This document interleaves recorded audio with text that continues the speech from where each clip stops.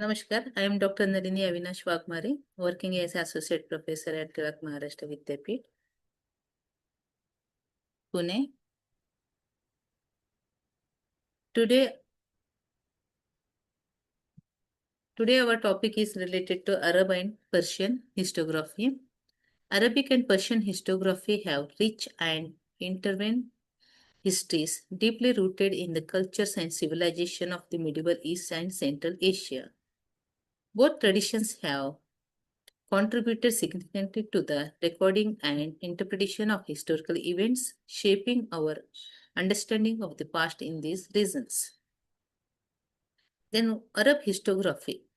The tradition of Arabic historiography emerged in the early Islamic period, primarily in response to the need to document the life and teachings of the Prophet Muhammad, as well as the events surrounding the rise of Islam.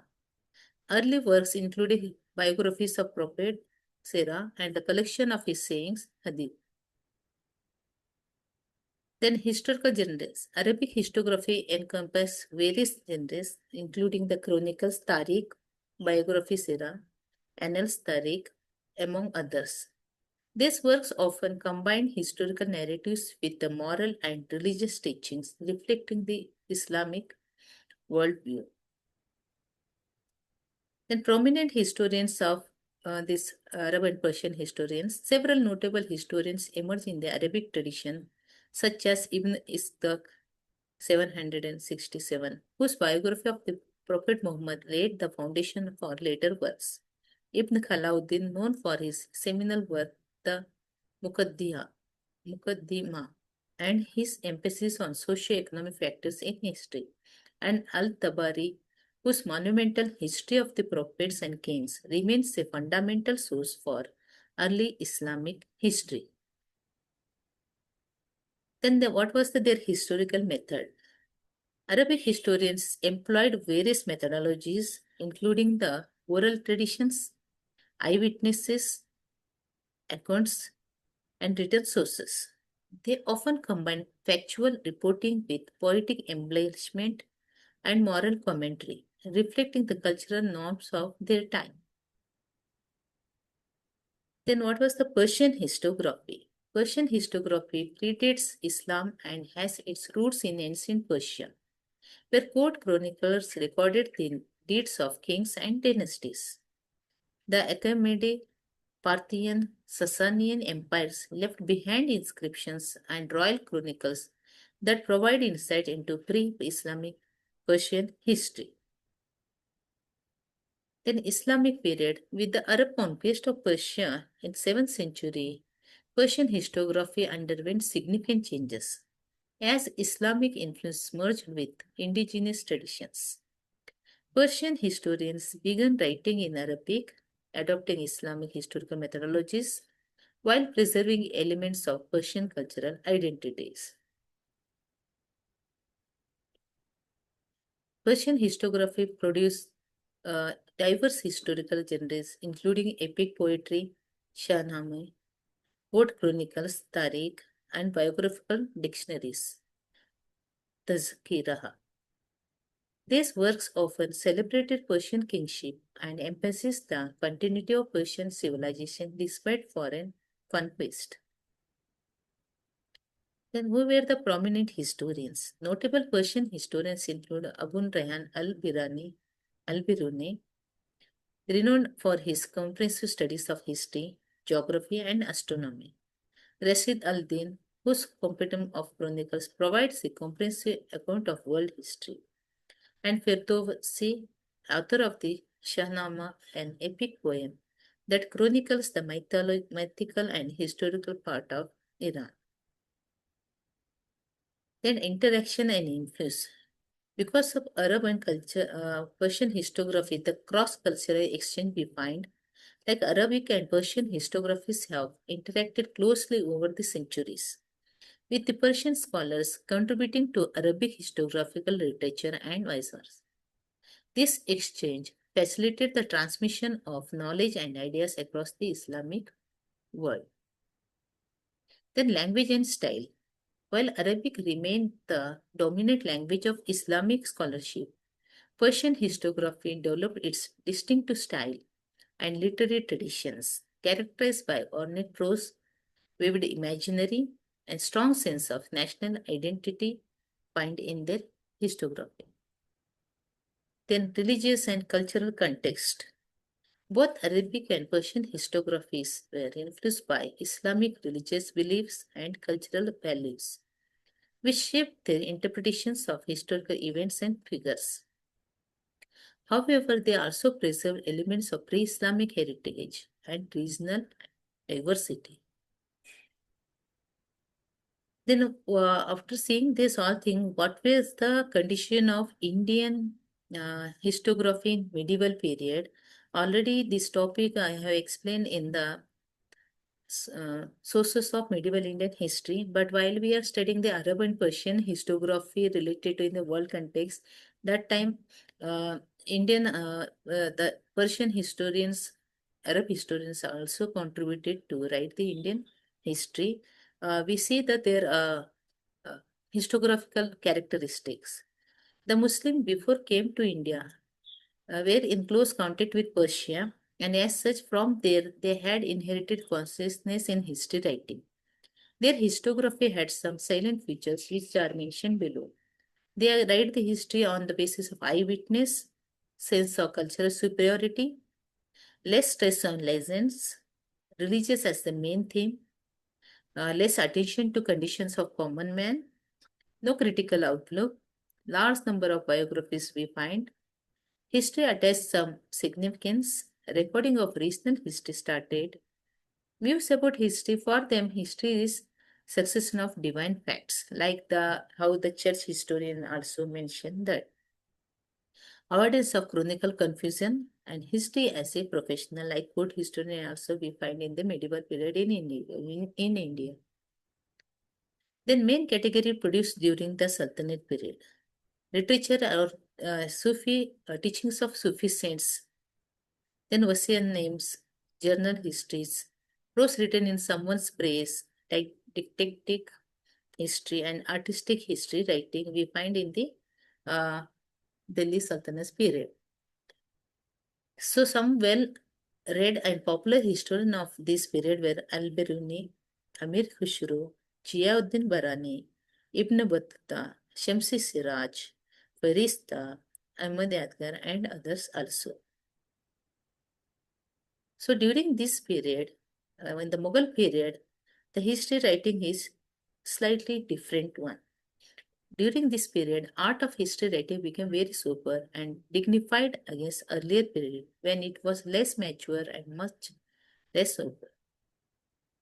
Attention was paid to common men and society. Mughal rulers were much more history conscious than the rulers of Sultanate period. Much attention paid to fine arts and to cultural aspects in history writing. In Mughal period, efforts were made to free history from religion. Thus, to an extent, history became secular. In this period, historians tried to find out their causes and interpreted these as they themselves assessed events.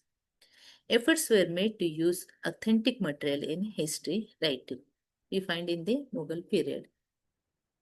So, types of historiographical literature during Mughal period: official histories, gazettes and official manuals, government records, local and provincial histories, biographies and memories, library works, non-official history, collection of letters. Then who were the Mughal historians? Or to know the Mughal history, which were the sources we can use, which are written in Persian text or Arabic text also. Babar's Babarnama, Gulbadan Begum's Humayunnama, Jahangir's Tuji Ke Jahangiri, then Abul Fazl's Akbarnama, Mullah Abdul Qadir Badonish Muntaki al Tawariq, Hamid Lahori's Pashan, Mohammad Kazim's Alamgir Nama, Mohammad Saki Mustadi Khan Mustad Khan's book Masiri Alamgiri, then Mirza Haider Dugayat Tariq A. Haidari, Abbas Khan's Tariq-e Sher Shahi, Muhammad Hasim Kafi Khan book. Then Khwaja Nizamuddin Ahmad Takhte, Tabaqat-e Akbari. So Tariq-e-Jahan of Sultanate period and Mughal period, Tariq-e-Guzeda, Chachanama, Tabaqat-e-Nasiri, Tariq-e-Muhammadi, Tariq-e-Firuz-Shahi, Tariq-e-Hind. Mughal sources Babur Nama, Humayun Nama, Jahangir Nama, most of these written in Persian language, which are useful to know the Indian history in a detailed manner related to medieval period. Then Delhi Sultanate under that is the Chachnama is the first such chronicle which gives us an insight into caste-ridden people of Sindh on the view of the Arab invasion. So it focuses on Chach dynasty, that is Rajput culture. Then Al-Baruni, the celebrated author of Tariq-il-Hind, was the first prominent Muslim Indologist who accompanied the invading hordes of Muhammad of Ghazni into the Indo-Gangetic Valley sometime as a freelance writer. It is an authentic primary source of information about socio-religious condition of India of Muhammad of Ghazni's time. Then Hassan Nizami Tajul Masiri, it records the military exploits of Muhammad Ghori and the beginning of Turkish rule in India. Its medium of expression is a unique mixture of Arabic and Persian languages. So Minas uz Siras, Tabaqat-e Nasiri, it focused on Ghazni, Ghori, Central Asia, Islamic theology, political military generals and Sultanate period in a detailed manner. Then Ziauddin Barani's book, Tariq-e-Firuz Shahi, Balban to Firuz Shah Tughlaq and Sultan's history mentioned. Fateh-e-Jahandari, Firuz Shah, complementary volume to the first book, Political Philosophy, Islamic Theory of Kingship, Law, Punishment, and Problems expressed in this book. Then Shamsi Siraj's book, Tariq-e-Firuz Shahi, which is focused on Firuz Shah Tughlaq's reign, political, military, and administrative of Firuz Shah Tughlaq's reign and his conquest. Then we know that well-known historian of medieval period is Amir Khusro, a professional historian, the parrot of India, Totai-Hind, called by most of the historians. Tariq-e-Ilahi is a historiographical composition in prose which describes the conquest and other achievements of Alauddin Khilji from 1295 to 1311. Tughlaqnama. It is focused on Tughlaq dynasty from beginning to its decline, also mentions socio-religious, etc. Diwal Rani Kizar Khan, Ashika. It narrates the Ashika was a book written by the Amir Khusro also. It is also one more book written by Amir Khusro. It narrates the romantic story of Khizar Khan, son of Alauddin Khilji, and Demala Rani, the daughter of Rana Karan of Gujarat, and brief reference to the military expenditure of Alauddin Khilji. Mitahul Futa contains an account of military campaigns of Jalaluddin Khilji in poetry style. Kiran ul Sadan. It is a historical Masnavi poetic composition which gives an eyewitness account of the meeting that place in On between Sultan Kaikubad and his father Bughra Khan, the governor of the Bengal. Then other books also Nahapesaperi deals with the reign of Mubarak Shah Khilji, the unworthy and incompetent successor of Alauddin Khilji. Amir Khusro's works are like a mirror through which we can see a very clear picture of the life and condition of the people of Hindustan for full 4 decades when the Sultanate Delhi was at the apex of its glory. Ya bin Ahmad Sirhan's book Tariq-e-Mubarak Shahi is the only contemporary source discovered so far on the history of Sayyid dynasty. Khaja Abdul Malik Isami Futa Salatin on the Turkish rule in India from the Ghaznavis to Muhammad bin Tughlaq dynasty. The memoirs of Amir Timur, entitled Tuzike Temuri, Maljahat-e-Temuri, are now recognized as authentic work of the bloodthirsty monster who took Delhi by storm in 1398 to 99. So the above sources give a lot of information about the Delhi Sultanate, which the texts are written in Persian and Arabic languages. Then the Mughal sources Babur Nama, the founder of the Mughal rule in India, occupies a place of pride among the contemporary writers. His His autobiography, variously styled as the Tujhe Baburi or Babarnama, constitute a first-rate authority not only on his own career but also on the foundation of the Mughal rule in India. Gulbadan Begum, Humayun Nama. It is focused on Humayun's life sketch and his characteristic mention. Gulbadan Begum, the sister of Humayun, detailed in this book. Then most of the people think that Tujhe Babari was a well-known written in Turkey, were translated in Persia by Payanda Khan and Abdur Rahim, have been translated into several European languages afterwards and have been regarded as a masterpiece. The description by Babar is clear, impression quite near the truth. Though of course he misunderstood many things, particularly in case of India, therefore has given wrong description at several places. Babar has given events of his life in memoirs concerning the India. He has written about the climate, the people, their economic and social conditions, and kings and their political activities. Babar's first impression about India was not good, and therefore he gave adverse remarks about the life and culture of the Indian people. However, he described that India has abundance of gold and silver, and rainy season here is fine. He described the political condition of India and its different rulers as well. The description of India by Babar is neither complete nor entirely correct because he did not get time to come in contact with the Indians. Besides, he viewed India from the point of view of conqueror. Yet the memoirs of Babar have been regarded as of great historical and literary importance to understand the India of the medieval period. Then Abul Fazl's Akbarnama constitutes the main source of our knowledge about the history of Akbar and his times. Akbarnama is a monumental work in 3 volumes. First contains about the Akbar's ancestor, including the Babar and Humayun, while the second one is devoted exclusively to the exhaustive treatment of Akbar's reign in chronological order. The third volume of Akbarnama has been given a subtitle, The Ain Akbari, with focus on the Mughal Empire and political, administrative, economic, and culture.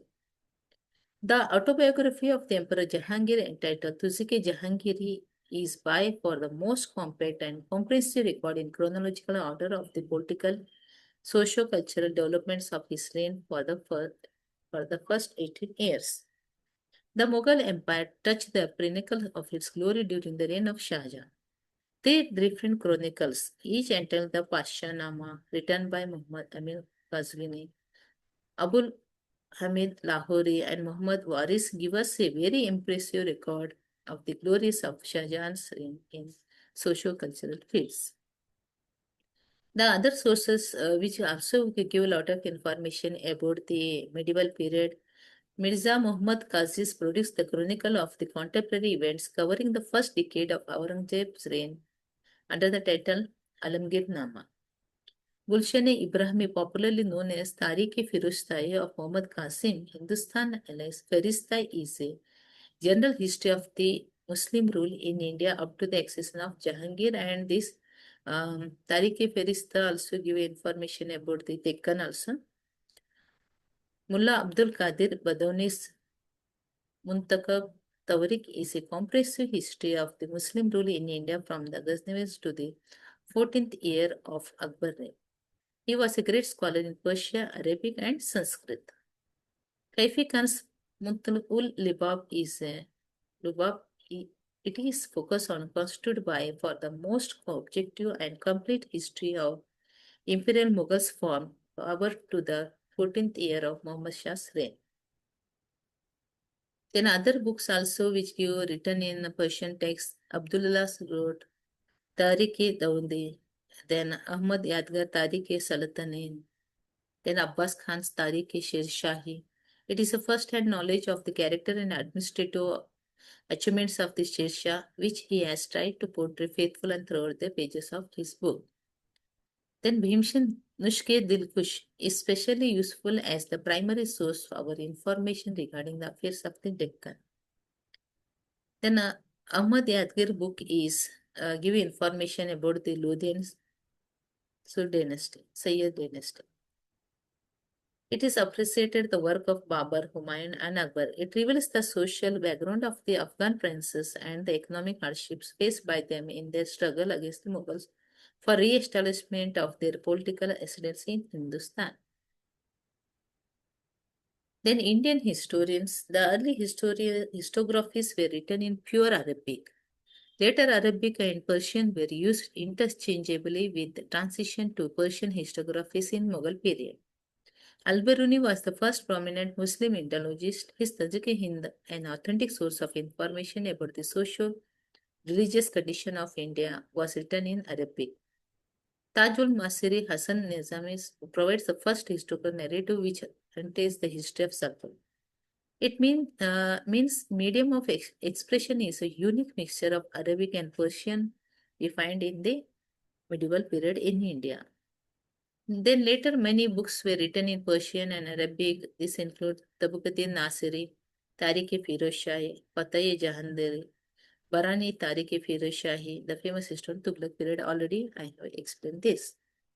Then what were the last features of the Arab and Persian historiography? Their history is half history and half legend, because we find that chronicles and all other things are mentioned. Sometimes court historians added the legend there. Theology in some respects and scientific in many others. Because will of Allah is also mentioned, how the church historians mention the will of God, that we find here. And scientific in many way others means they have kept the records, chronicles and all other things. So travel accounts, biographies, chronicles also found in the Arab Persian historiography. In conclusion, we can say that Arabic and Persian historiographies are integral to the intellectual and cultural heritage of the Middle East and Central Asia.